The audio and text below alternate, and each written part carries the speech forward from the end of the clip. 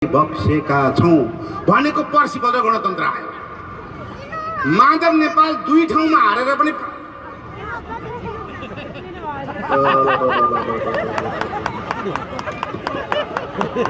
नै म डराउँदिन।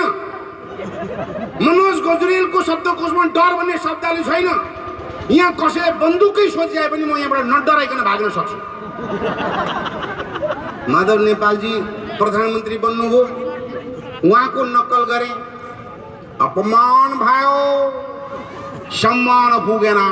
नेता हुँ नेता, केपी ओलीको कार्यकर्ता होइन भनेको पर्सिपल्ट प्रधानमन्त्री चलाट। प्रचण्डजीको त्यस्तै भयो। यहाँले मेरो एउटा भिडियो हेर्नु भएको हुनुपर्छ। झाँक्री भनेको छु, हेर बाला तेरो घरमा कोर भन्ने भिडियोमा यो कोरोना आउनुभन्दा 2 वर्ष पुरानो भिडियो रियल है। त्यहाँ मैले के भनेर छु भने त्यो भट्याउनेलाई तेरो घरमा कोरोना पसोस् भनेर छ। जे भन्नु फ्याट हुन्छ। त्यस पछाडि जोगी बनाएको छ एउटा,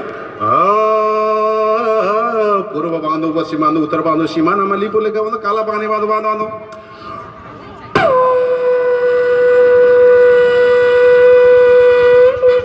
गरे। त्यसको ठ्याक्कै 1 महिनापछि इन्डियाले लिपुलेक सहितको नक्सा निकाल्यो। अनि पहिला चाहिँ गाई जात्रा आउनु अघि मनोजजी हाम्रो नेताको क्यारिकेचर गरिदिनुहोस् है, चर्चित बनाउनु छ भन्नुहुन्थ्यो। त्यसपछि के भयो, मनोजजी नाम लने चाहिँ फ्याट्टै तपाईँको बोले भए त मान्छे चर्लकै कटिन रहेछ भन्छ। त्यसले आजकल छोडिदिएँ मैले। र मलाई 2-3टा प्रश्न अघि आउँदै साथीले सोध्नु भएको, त्यसको जवाब दिन चाहन्छु। मनोजजी तपाईँको अनुहार जोसँग पनि मिल्छ। प्रचण्ड भने प्रचण्ड, मोदी भने ट्रम्प भने ट्रम्प, जो भने त्यही भन्छ, एआई भने एआई।